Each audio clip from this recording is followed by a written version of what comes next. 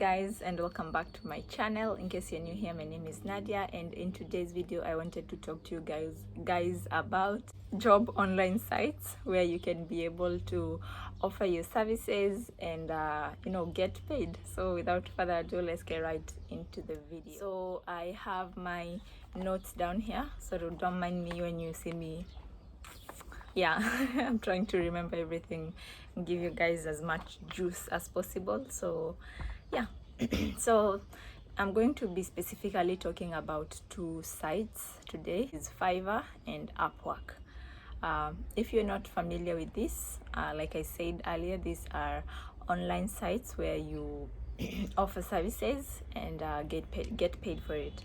So let's say, for example, you're good at graphic design or digital marketing, customer service, basically anything. You can be able to offer someone your service and they pay for it.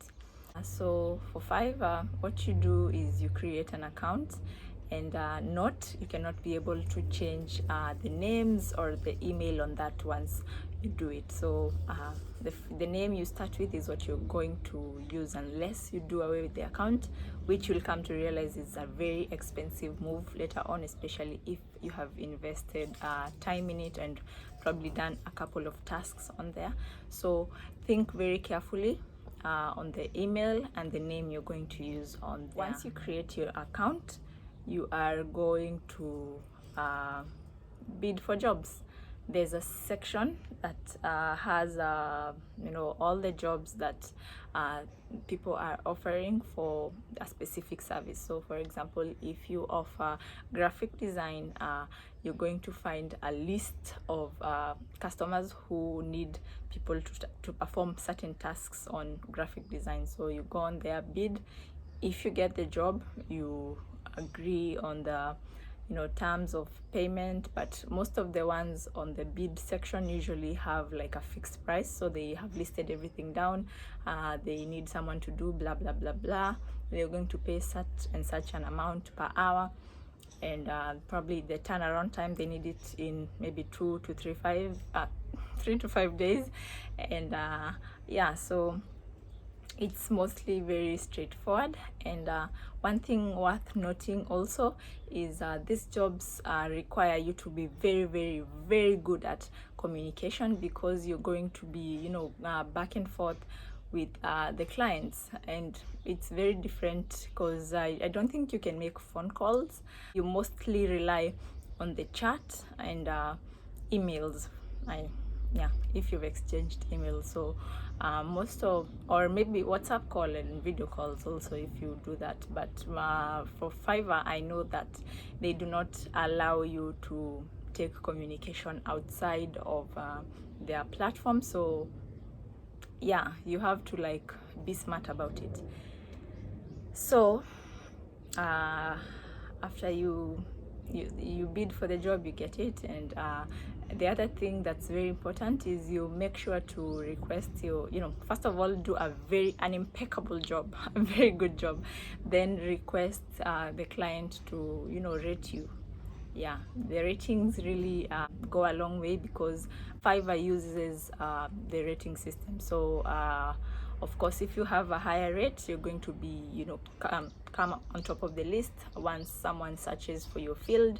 And that's what you need. That's what will get you out there and get clients to actually contact you without even bidding for the jobs. So make sure you do a good job and request them to rate you. And also the rating is on both sides. Make sure to also rate your buyer. I'm sure they also appreciate that. Payment, for Fiverr, they have a bank transfer. So you link your bank account, but you have to also create an account with Payoneer. Payoneer is like the middleman in between. So once the money moves from your Fiverr account, it goes through Payoneer and then to your bank account. So I think they also have PayPal. If I'm not wrong, they also have PayPal as an option. But personally, I will not recommend PayPal, because if you have trouble and your money is stuck in there, it's really it's very, very difficult to sort that out. So bank transfers for me have worked perfectly, and that's what I would recommend. So, and another thing worth noting is most of the clients on these sites are in different time zones. So personally for me and most of you watching, we are on the East African time zone, and you'll find like for me, for example, most of the clients I've worked with are on the CST Eastern time, and that's like a 9-hour difference in time. So you have to be, you know, proactive. You have to make sure you just show up. So if you're going to be doing this full time, or maybe if you get like a client that wants to keep you full time, you'll have to, you know, plan your day, sleep during the day, maybe take a nap, so that you are up and you know, very functional late at night when they are up. Upwork, so, on the other hand, is also like very similar to Fiverr. It only has a few, you know, differences, but it's mostly the same.